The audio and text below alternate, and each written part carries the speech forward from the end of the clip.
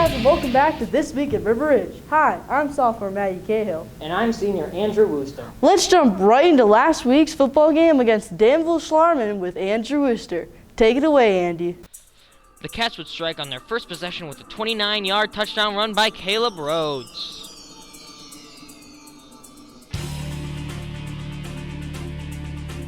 Engel would run the two-point conversion in for an 8-0 Wildcat lead.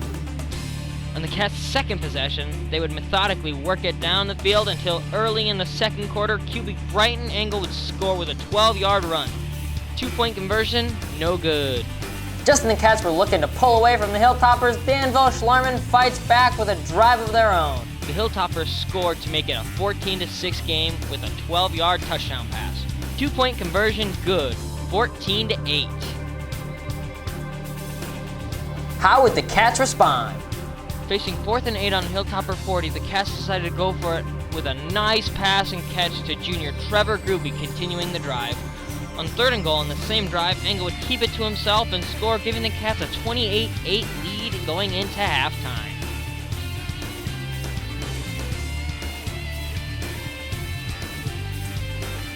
Rhodes would have a 52-yard touchdown run to increase the score to 28-8 at halftime.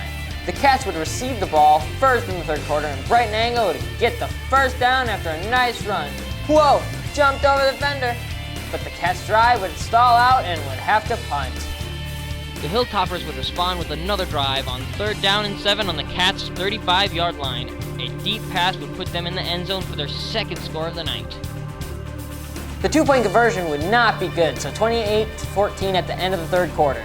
Plot thickens, ... And then the play that breaks the Hilltoppers back. On 4th and 10 on the Cats' own 45-yard line, they would go for a punt, but whoops! Goes over Engel's head. Good thing he's also the quarterback! Engel would scramble around and hit Sam Whitmer for the first down.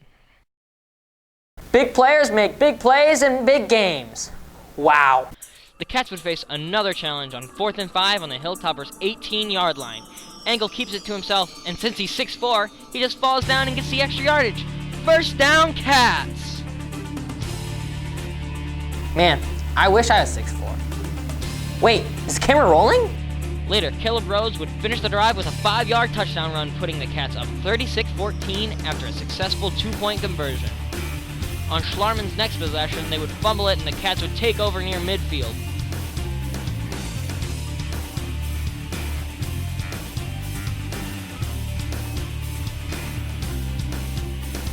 Three plays later, Caleb Rhodes would break free for a 28-yard touchdown, putting the Cats up 42-14 with less than 3 minutes to play.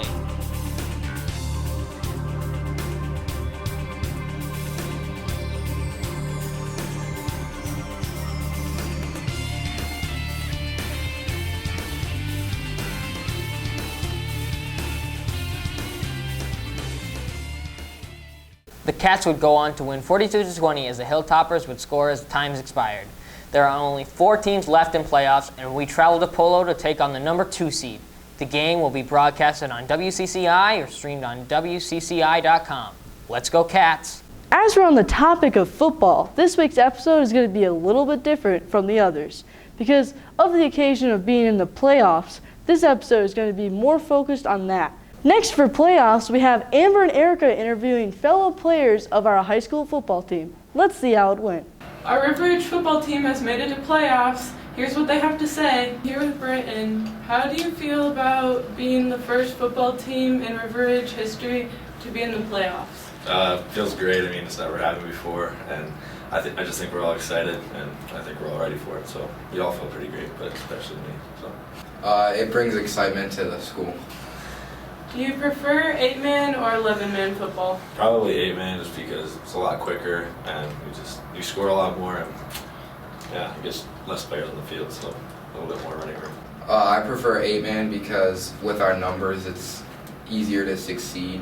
Do you see yourself going to state? Yeah, definitely. I definitely think we could beat Polo. We're all ready, and yeah, I definitely can see us winning state, or going to state, yeah. I hope so.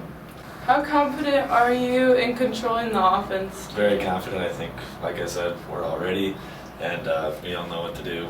We all got our jobs figured out, and I just think our blocking is going to do well, our running is going to do well. I just think everything's going to go well. So. How do you feel to be leading the team in rushing yards? I couldn't do it without my team surrounding me. Next week we will be interviewing the volleyball girls. Back to you guys. For this weekend's weather, we have Ben Bringer on the forecast. Take it away, Ben. Hey, thanks guys. Welcome back to another weekend weather forecast. A bit of a shorter forecast for us this week due to the shortened week. We're just going to be doing Friday for the weather in Polo since the football game will be being played in Polo. It'll be a high of 36 and a low of 22 with a 10% chance of rain with mostly sunny skies. Hope to see you there. To wrap up some of the final extra topics of the show, we have some quick reminders. We have a PTO and school board meeting on Monday, November 12th. We also have the mobile dentist on Wednesday, November 20th. Lastly, us here at This Week at River Ridge want to remind you to support our boys at the playoffs. That's all we have for you this week, and we will try to do better next week. Probably not. I'm gonna add that in for bloopers. Please.